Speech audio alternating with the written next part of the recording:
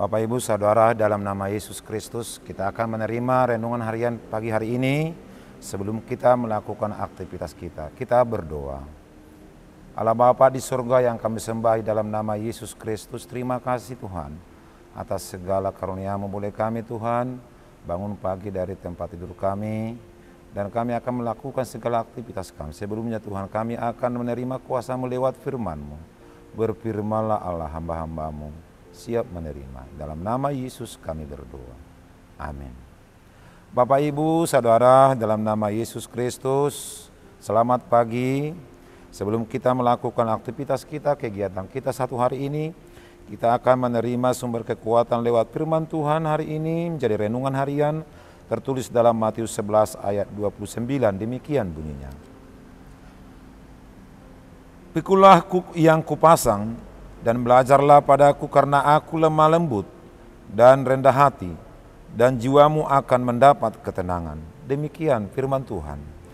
Saudara-saudara, dalam nama Yesus Kristus, nats hari ini kita mendengarkan ini nats yang sangat populer, yang dikagumi banyak orang. Tapi yang perlu kita lihat dan kita hayati adalah bagaimana untaian kata yang diucapkan Yesus lewat kalimat tersebut, bahwa pikulah kuk yang kupasang. Kuk adalah sebuah benda yang diikatkan di atas leher sepasang kerbau atau sapi ketika membajak sawah atau menarik beban dalam pedati. Kuk tersebut mengikat keduanya hingga kerjasama yang ketat dan berjalan seiring dan selaras bagaikan parade. Saudara-saudara, Yesus mengucapkan perkataan ini secara kolektif atau secara kelompok, baik itu secara kelompok besar atau kelompok kecil, tetapi sifatnya pribadi. Itu berarti kuk itu berarti sebelah kanan untuk kita, atau sebelahnya untuk pribadi, sebelah untuk Yesus sebagai pasangan hidup yang akan kita bagikan. Perkataan itu mempunyai tujuan supaya kita terikat ketat dan supaya kita berjalan seiring dan selaras dengan Tuhan Yesus. Artinya bahwa apapun yang kita kerjakan itu jangan sempat kita berpisah dengan Yesus. Harus berpatokan, harus kerjasama, dan akan mengandalkan Yesus. Saudara-saudara, setelah dikatakan, belajarlah kepadaku.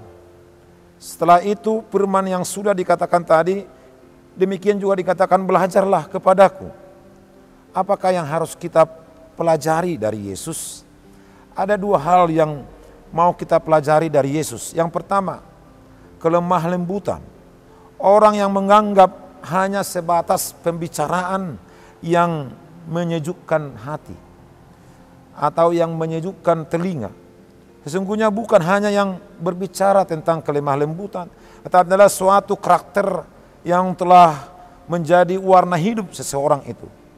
Kata lemah lembut terdiri dari dua kata yang dipandu menjadi rangkaian kata majemuk dan memakai suatu pengertian yang benar-benar bagaikan karet yang elastis jika ditarik menurut, dan jika dia dilepas dia kembali tanpa mengalami kerusakan.